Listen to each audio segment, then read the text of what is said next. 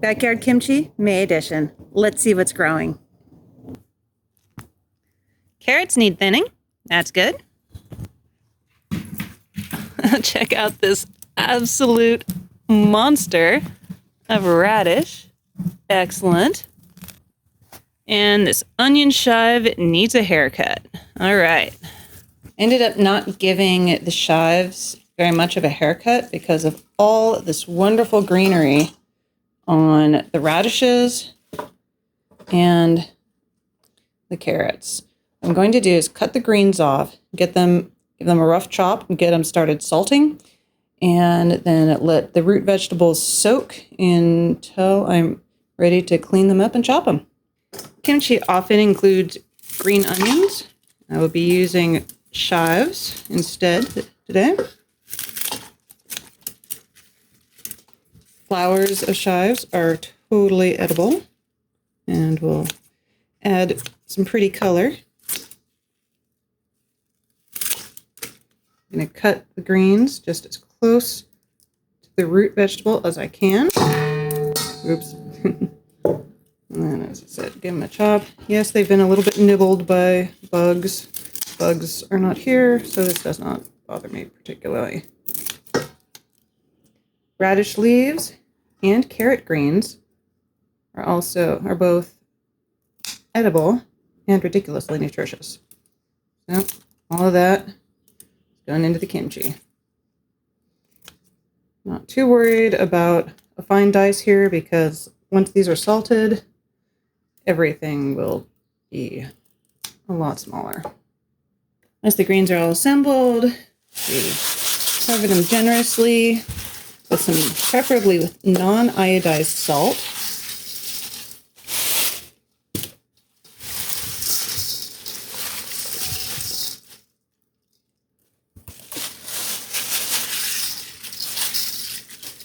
Just let them sit for a bit.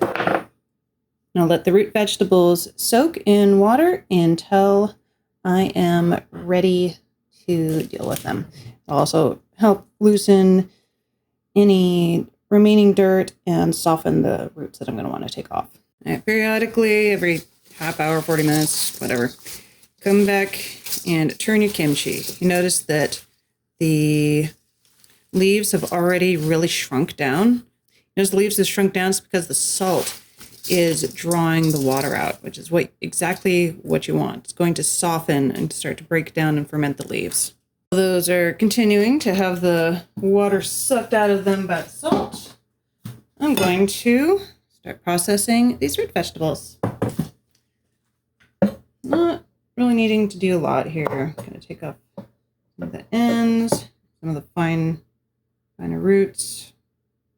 They're on there. Honestly, all of these are edible, and after they've fermented a bit, they're going to be absolutely delicious. Give them a bit of a chop. This is very much a two-taste thing, and I like lots of small things in my kimchi. So there we go.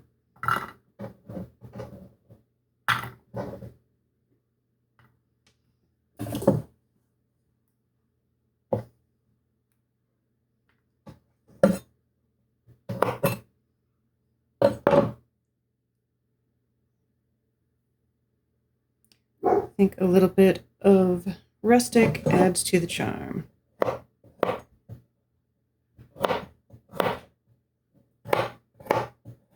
Radishes and carrots are all cut up. I'm going to set them aside and wait for the greens to finish up.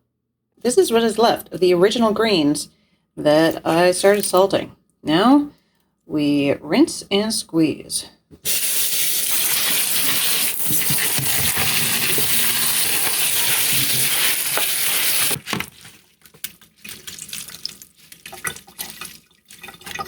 Get as much excess moisture out of this as possible.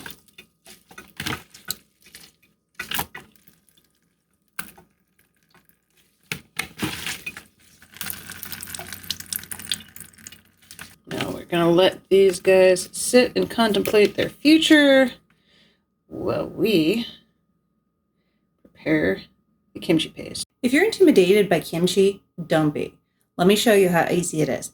I'm not even going to measure things, and it's still going to turn out great. Big old nice dollop of garlic. Boom. A little bit of the garlic water too. So I like garlic. I like garlicky kimchi. Some of my fermented ginger, turmeric, garlic, shallot paste.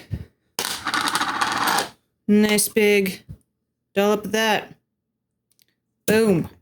Little bit of sugar. Probably too much sugar. Oh well.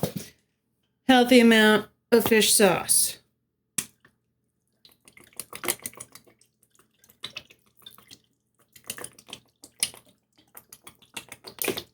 And a very healthy amount of Korean red chili flake. Boom. Use less if you don't like your kimchi spicy. I'm going to mix it all together. Gonna take my root vegetables and dump them in. Keep mixing. I want the kimchi paste to get onto absolutely everything here.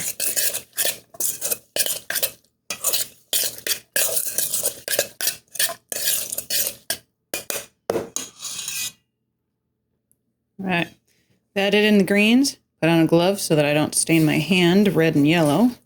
Because turmeric is a dye, and the red chili paste also likes to stain flesh and basically anything else.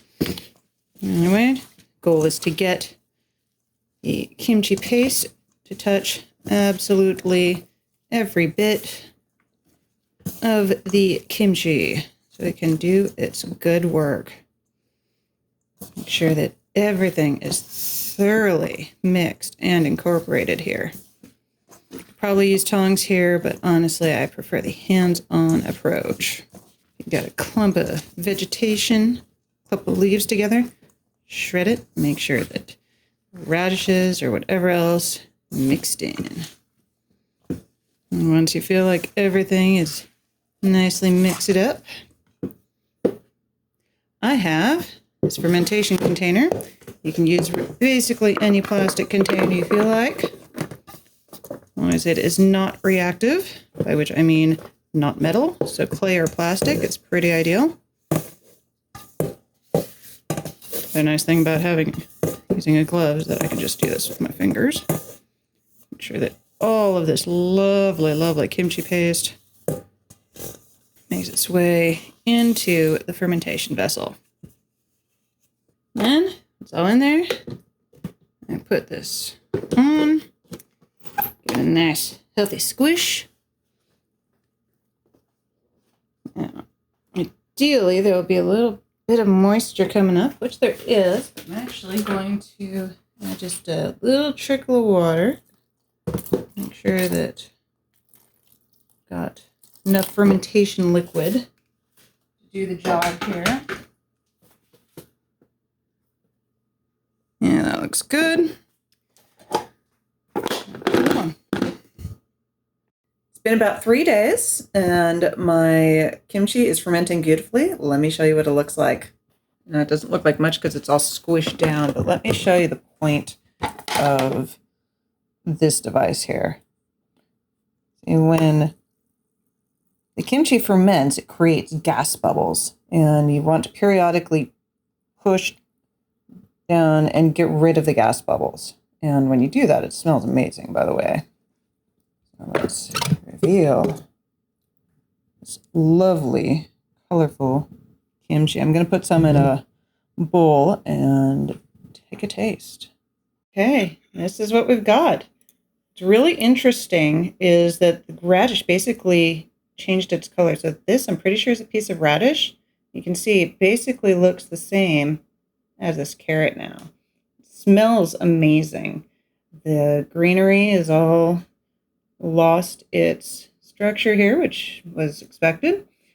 And everything is all mixed together and has been fermenting. So let's take a taste. Cheers.